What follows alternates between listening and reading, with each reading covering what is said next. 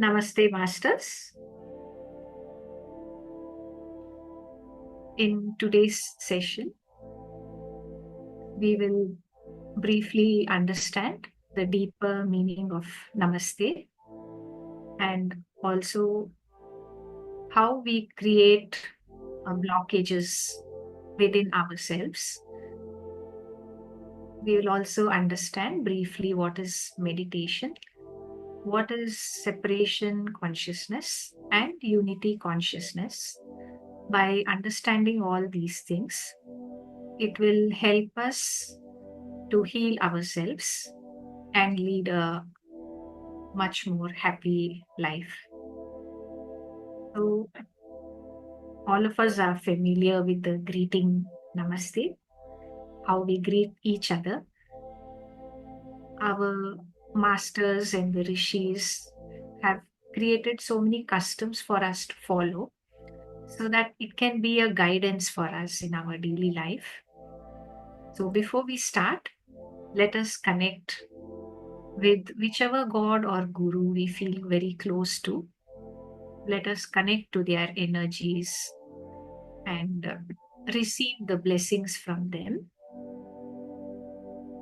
so that it helps us to understand ourselves better. So, the meaning of Namaste is the divine in me bows to the divine in you, and we are one. So, let us just all sit very comfortably, and that will help us to understand better. So, one hand represents us, and the other hand represents the other person. So, normally we feel that we are separate and the other person is separate. This is what is called separation consciousness. When we are looking only at the physical body, this is how we feel. So, but the actual truth is, we are not really separate. We are actually one. At the deeper level, we are one. This is what is represented by Namaste. We are joining our hands together and remembering that at the deepest level, we are one. That is the divine part which is within us. So, how does meditation help us? Sometimes people know what is meditation, but sometimes people don't know what is meditation. All of us do meditation unknowingly. Meditation means focusing your attention on something or the other. So, if we are cooking something, our attention is focused on that. What is the recipe? How to cook it in a nice way? That's also a kind of meditation. Or if there's a student, then the student is focusing on the subject, maybe studying physics. So, trying to keep full attention on that subject and understanding it better. So, that is also a meditation. Or if one is working in the office, then we are focused on how to do the job in the best possible way. We are focused on finding a solution to whatever situation we are facing in the office. That's also meditation. Then, what is the difference? So, normally, when we speak of meditation in a spiritual sense, what we mean is that now we are bringing our attention within ourselves. So normally our attention is always outside, focused on this thing or that thing. We are not aware of our own self and what is going on within ourselves. So that's the difference. When we sit like this in meditation, we will close our eyes, and normally we are also told to interlock our fingers, sit cross-legged on the ground, or if we are sitting in a chair, then cross the feet at the ankles and try to keep the back and the spine straight. So these are called the 3 locks, crossing the feet. So by this, we don't lose energy through the feet. When we interlock our fingers, then we don't lose energy through the hands. And when we close our eyes, all the attention which goes outside, all that is turned inside. So almost 80% of our energy flows out when our eyes are open. So this we can stop by closing our eyes. Wherever we place our attention, our energy flows there. So in the normal day-to-day life, a lot of our energy is continuously flowing outwards.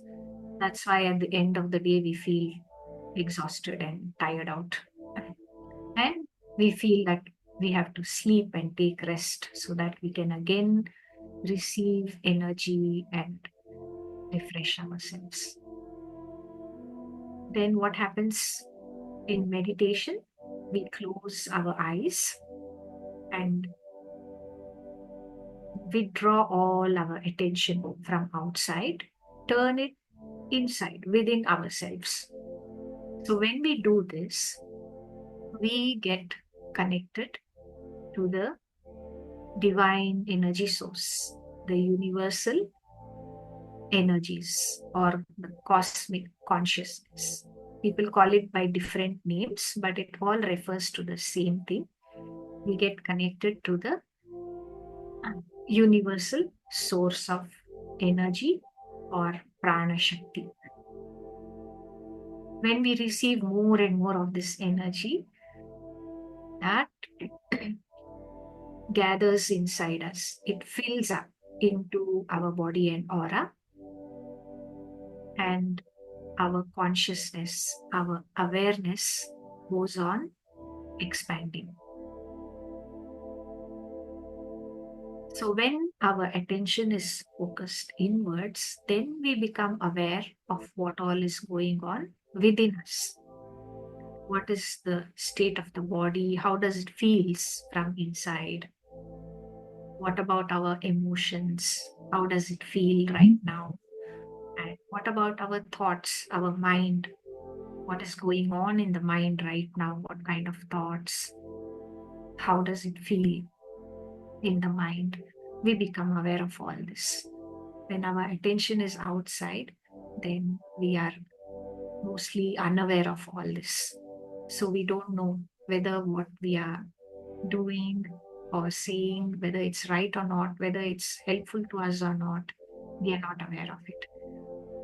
But as soon as we close our eyes and focus within, we can start feeling the impact of whatever emotions we are feeling. What's the impact of whatever thoughts are going on in our mind? All of that we begin to feel that. That helps us to make the right choices. So if some emotions are not pleasant, we can make a choice that let me choose some other emotion which makes me feel good. Or if our thoughts are unpleasant, even then we can make a choice. Let me choose some other thoughts which makes me feel good. In this way, we can change ourselves and help ourselves. So to understand that better, I'll give an example. So when, let's say we are in school and we are learning about animals, then the teacher shows us a picture of some animals and she tells the names of the animals. So she may show a picture of a donkey and say, this is a donkey. So if you just normally look at a picture of a donkey and you learn that this is the name, then how do you feel inside? Just now you can close your eyes and then feel within yourself. Just imagine a picture of a donkey. And how does it feel? You may feel just the same. You will not really feel any difference because it's just an animal and it's just the name of the animal. So your emotions don't get disturbed and your mind also doesn't get disturbed. You've just learned something new. But sometimes when we are interacting with someone, let's say uh, my friend is here with me and I'm trying to teach something to my friend, but she's repeatedly making mistakes. It looks very simple to me, but she's continuously making mistakes. Finally, I lose my cool and I say, how can you be such a donkey? How stupid you are. Can't you understand this much? Yeah. So then now the meaning of donkey has changed. Now it's no longer just the name of an animal. Now I am assuming that the donkey is stupid and I'm comparing that to my friend. So I have made judgments about the donkey that I'm clever and the donkey is stupid. And I'm making judgments about my friend and saying, you are stupid. Like this. So as soon as we do this, when we make judgments, when we uh, put some labels onto something or someone, then you can again close your eyes for a moment and just imagine. There would be a time when somebody has scolded you and called you a donkey or a monkey. Just remember or just imagine that somebody is scolding you now.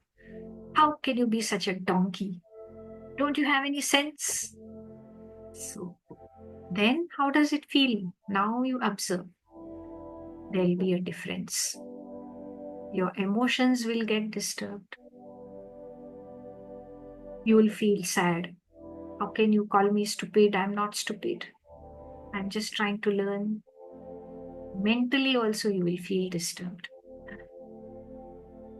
Earlier you were peaceful and calm. The mind was peaceful and calm and willing to learn.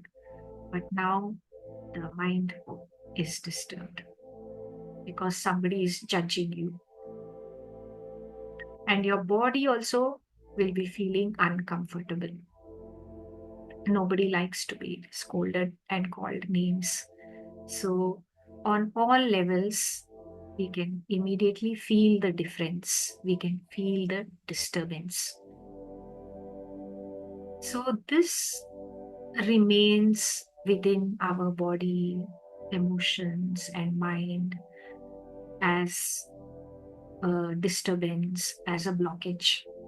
So maybe the first time or second time you feel irritated, but that's it. But suppose somebody is constantly scolding you, constantly labeling you, judging you, then it builds up. So your emotions will be disturbed for a longer and longer time. Your mind will be disturbed for a longer and longer time. And gradually it impacts the body also. Your body also will not be comfortable. It will also, start becoming tighter. The muscles become tighter. You start feeling pain somewhere or the other in the body. You can see the changes in the body also. So this is what, some people will say emotional baggage or mental baggage in this way. Blockages are created in the energy flow. What we don't realize is that the body is made of energy and something or the other can affect the flow of energy. Emotions are also energy of a different vibration. So the normal, healthy flow of this energy can also get affected. Emotional body is part of the aura, the energy body around the physical body. So blockages are created here and the energies cannot flow properly. The mental body is also part of the aura. It is another range of frequencies, energy around the body, physical body. Here also, blockages are created in the flow of energy. So, slowly, all of this, we start experiencing it as tension, worry, stiffness, pain in the body. Maybe some disease will develop gradually. So, well being on all levels gets affected one by one. So, all of this behavior towards each other happens, and because of this, we experience more and more of separation. I'm separate, the other person is separate, the other thing is separate. And because of this feeling of separation from each other, which is created by labeling, judgment, all of these things which goes on, it makes us feel sometimes lonely and sad, unhappy, unhealthy. And we also don't behave nicely with others because we think they are separate and I am separate. Whereas the truth is that we are not separate at all. That is the reminder which is given to us by Namaste. It's reminding us, look deeper, look beyond the physical body. There's more to you than just the physical body. There's a full field of energy around you, which is called the aura. There's no separation at the level of energy. My energy, your energy, the energy of all the people in the world. It's not separate at all. It is one whole field of energy. Just like the air, there's just one air all around the world. In the same way, our emotional body is not separate. It's one field of energy. And what about the mind? The thoughts are also energy for different frequency. This is also not separate. My mental body, your mental body, it's not separate at all. It is one more field of energy, much vaster. So, at the level of aura, level of energy, we are all one. That is why we are able to feel each other's feelings. And my feelings can affect your feelings. Your feelings can affect me because our energy is one and the same. And for the same reason, whatever I think, and because of what I think, I say so many things. So my words and my thoughts, they are affecting you. And your thoughts and your words are affecting me. We can only have an effect on each other because our mental body is one field of energy. There's no separation there. So, when we understand all this, then we realize that we are not separate. We become conscious of many things which are beyond the physical body level. So, this is how slowly we move towards unity consciousness. When we look only at the physical body, we are experiencing separation consciousness. This is what leads to all our pain and sorrows. The only way we can heal all of this, come out of this, and experience joy, happiness, well being on all levels is when we understand what is unity consciousness, when we make effort to remember our unity, our oneness, and when we keep changing ourselves emotionally and mentally by making the right choices, this is when we can experience joy and happiness, harmony, cooperation, well being, everything that we are all longing for. It's very easy to achieve that when we understand all this in the right way. So, when we sit for meditation, this is what we are doing.